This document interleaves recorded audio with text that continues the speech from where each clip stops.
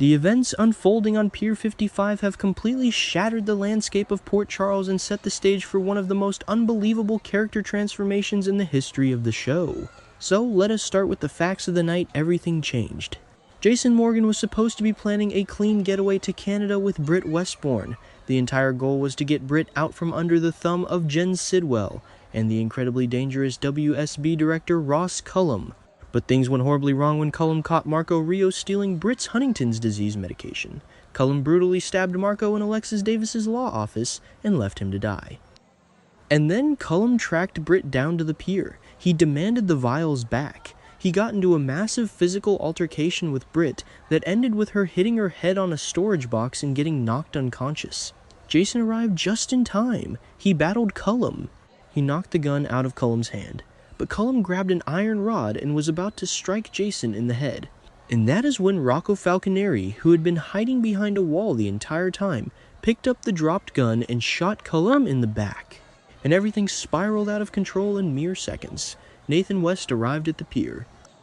He took one look at the scene and immediately deduced that Jason was going to take the fall for the shooting. Jason was not going to let a teenager go to federal prison for shooting a WSB spy. So Jason made the ultimate sacrifice. He let Nathan take Rocco back to Lulu Spencer's house. He let Nathan orchestrate a massive police cover-up, and Jason stood there and waited for Dante Falconeri to arrest him. Dante hauled Jason into the Port Charles Police Department and grilled him relentlessly. Dante had absolutely no idea that Jason was actually covering for Dante's own son. It is a tragic irony. Jason sat in that interrogation room and took the heat. And then Jack Brennan arrived with a team of WSB agents. Brennan claimed they were extraditing Jason to an unknown location to await trial for the shooting of a federal agent. Jason was loaded into a WSB transport van. Danny Morgan stood on the street crying as he watched his father get driven away, terrified he would never see him again. But the story does not end with Jason rotting in a black site prison. The latest developments indicate a massive time jump and a twist that nobody could have ever predicted. Months after being hauled away in chains, Jason Morgan is going to return to Port Charles. But he is not returning as a fugitive. He is not returning as Sonny Corinthos' mob enforcer. He is not returning to hide in the shadows or flee to Canada. Jason is returning as the brand new director of the WSB. Yes, you read that correctly. Jason Morgan is the new head of the World Security Bureau, the same agency that just hunted him down. The same agency that Ross Cullum used to terrorize Britt. It is a shocking, reality-bending twist that completely upends 30 years of character history, and it leaves every single person in Port Charles completely speechless. So how does a mob hitman become the director of an international intelligence agency? The answer almost certainly lies with Jack Brennan. Brennan was the one who showed up at the PCPD to take custody of Jason. Brennan was the one who had a massive rivalry with Ross Cullum. We saw Brennan and Cullum arguing at the WSB field office right before the shooting. Cullum told Brennan he was starting to wonder if he should believe him at all regarding the Five Poppies project. Brennan was playing a dangerous game, and when Cullum got shot by Rocco and Jason took the fall, Brennan saw a golden opportunity. Brennan took Jason off the board, but Brennan did not put Jason in a cell.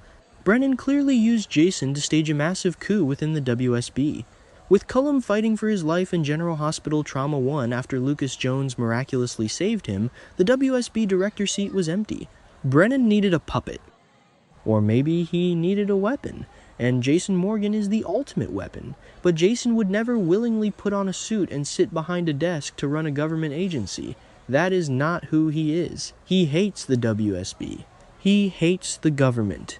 He is entirely loyal to Sonny and Carly. So the fact that Jason returns as the director implies something incredibly dark. He has changed. His demeanor is different. The entire town is going to be looking at him and wondering if he has been brainwashed. And we all know Jason has a horrific history with mind control. He was patient 6. He was held captive in the Boronsky Clinic. He was manipulated by Helena Cassadine and Victor Cassadine and Peter August. The WSB has access to the exact same memory mapping and conditioning technology that the DVX and the Cassadines used for decades. Did Brennan wipe Jason's mind? Did they condition him to believe he is a loyal agent of the state? It makes perfect sense. You take the most lethal enforcer on the planet, wipe his loyalty to the Corinthos cartel, and install him as the figurehead of the WSB, and the fallout in Port Charles is going to be absolutely nuclear. Think about Sonny Corinthos. Sonny is currently drowning in legal trouble. Ross Cullum meticulously frames Sonny for the murder of Marco Rios. Jen Sidwell is out for blood. Sidwell blames Sonny for Marco's death and is vowing violent revenge. Sonny had to summon Rick Lansing to handle his criminal defense because the walls are closing in. Sonny suspected that Jason's arrest was a setup. He knew Jason was not sloppy enough to get caught shooting a federal agent. Sonny and Jason even made a pact to always have each other's backs right before Jason was arrested. So imagine Sonny's reaction when Jason comes back to town not to save him, but to police him. Imagine Jason Morgan, the new WSB director, walking into Sonny's office and demanding compliance. It is going to break Sonny's brain. Sonny will immediately realize that this is not his Jason. This is a reprogrammed asset. And then there is Carly. Carly has been hiding Valentine Cassadine in her attic. She has been working with Valentine to use his Swiss connections to prove that Cullum is a double agent. Carly's entire mission right now is to exonerate Jason and bring him home. She even questioned Valentine's loyalty, and Valentine reassured her that Jason matters to him because Jason matters to Carly. They are building this massive underground operation to save Jason from the WSB. But what happens when Jason does not need saving? What happens when Jason comes back and he is the one running the WSB? Carly is going to lose her mind. She will try to reach him. She will try to shake him out of it.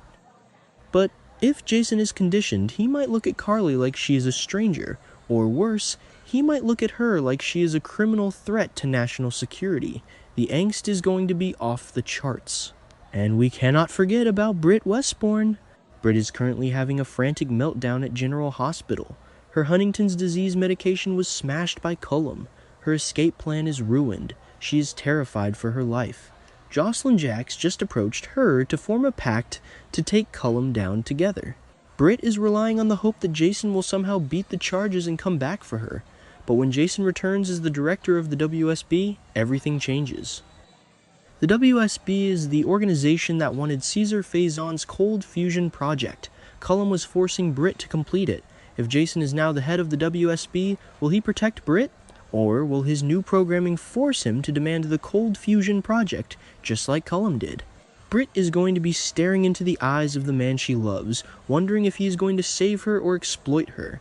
It is a devastating dynamic. And what about Danny Morgan?